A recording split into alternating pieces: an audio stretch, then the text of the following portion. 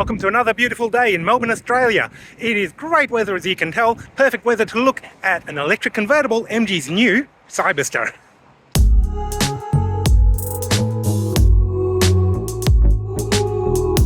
So the Cyberster is an interesting vehicle. As far as I know, it's the first electric convertible out here in the Australian market. Thank you for MG Motors Australia for inviting us for a preview. Here we are.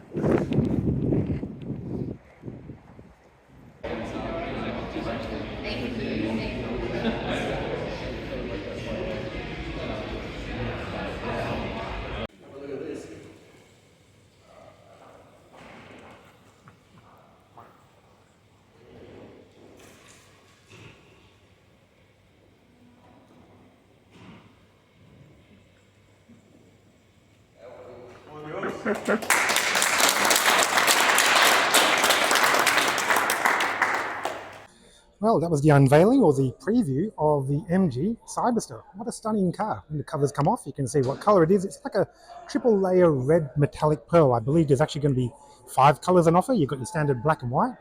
3 colors on offer will be the red, which you see right here, a yellow as well, and a silver.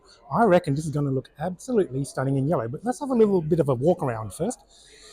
Headlights here, you can see the hazard lights are on. We've got yellow blinkers. They're white normally as a DRL. Projector LEDs, of course, no halogen bulbs here.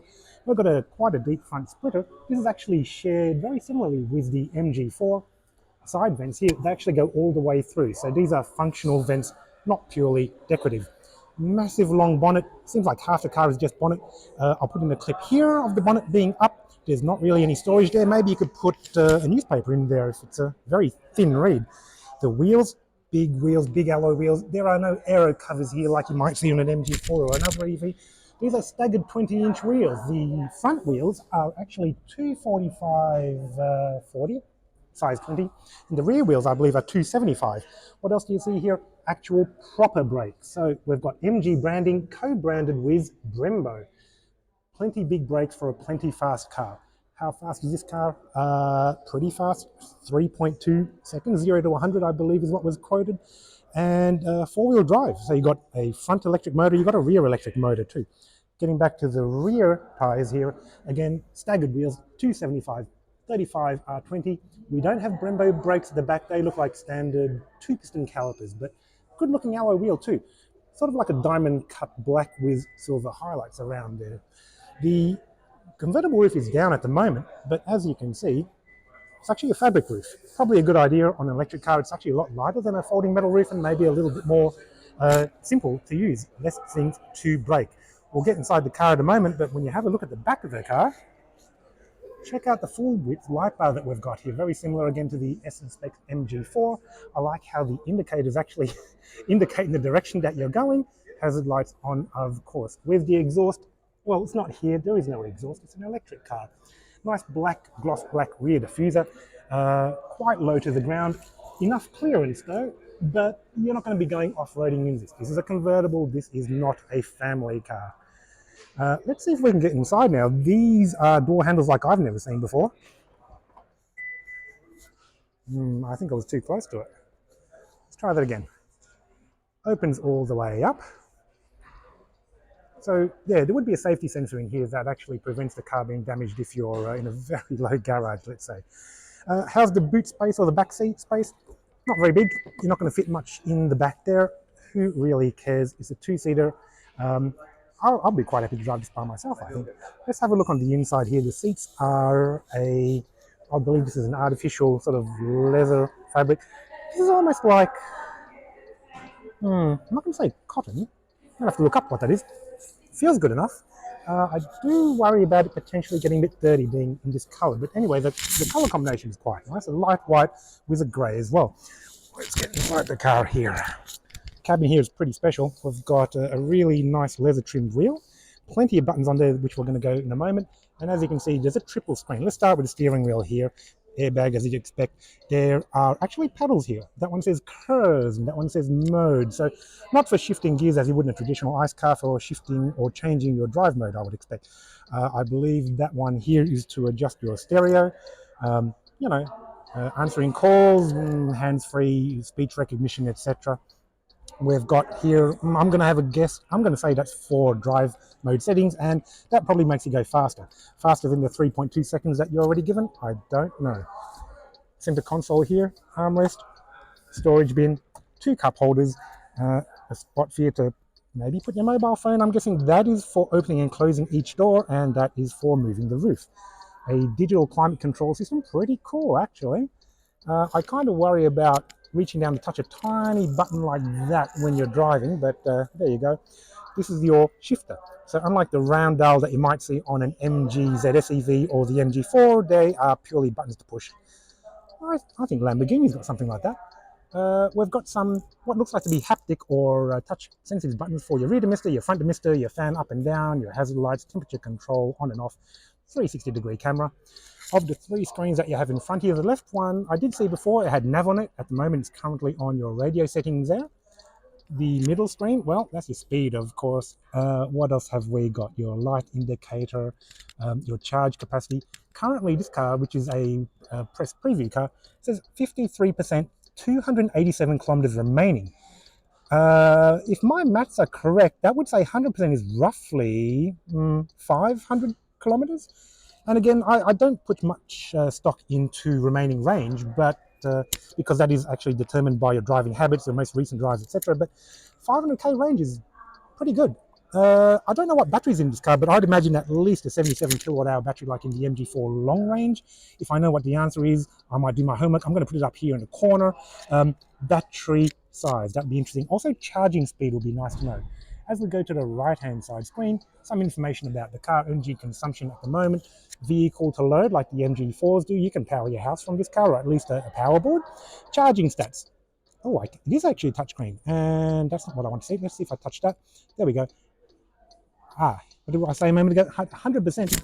It says 579k of range. Not bad for a convertible, really. Again, would you take this on long road trips? As long as you don't really carry much. The boot does have a little bit of space, but not a huge amount of it. Opening the glove box. Yeah, maybe a pair of gloves might fit in there. You've got your electric seat adjustments there, memory settings there, your window controls on the armrest as well. Nicely trimmed door.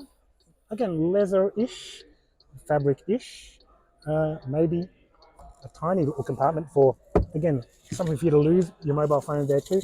I'd imagine the seats are heated.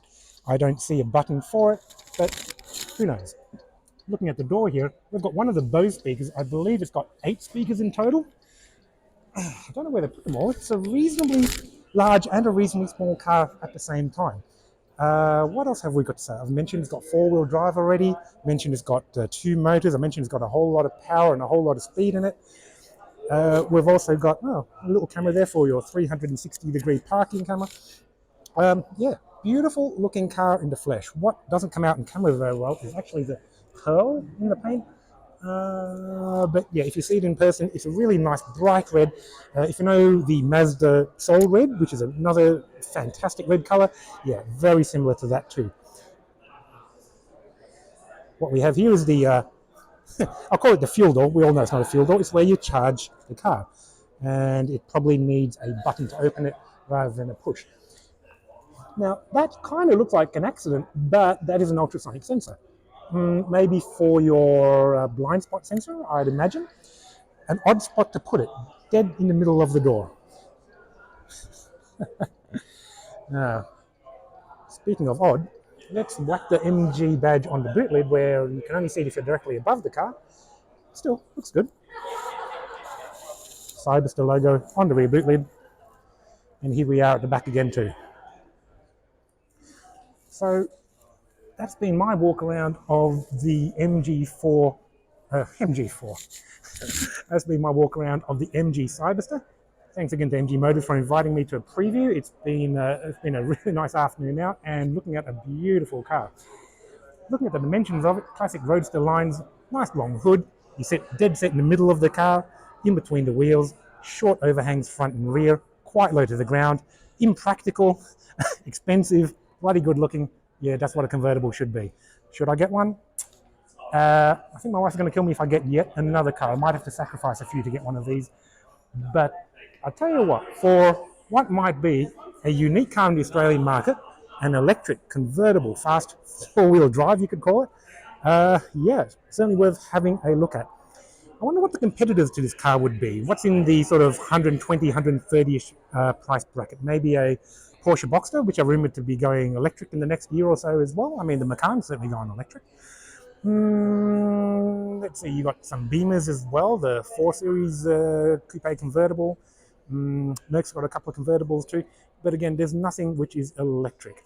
I think if you want something fast and good looking, come and check it out. Apparently deliveries are going to be happening maybe the end of 2024 or so. I would really love to see this in yellow. I think it would be a real showstopper in that sort of colour. But otherwise, again, there we are. MG Cyberster. What a machine. There we go. So scissor doors like you saw on the Lamborghinis in your youth. You can get in and out pretty easily.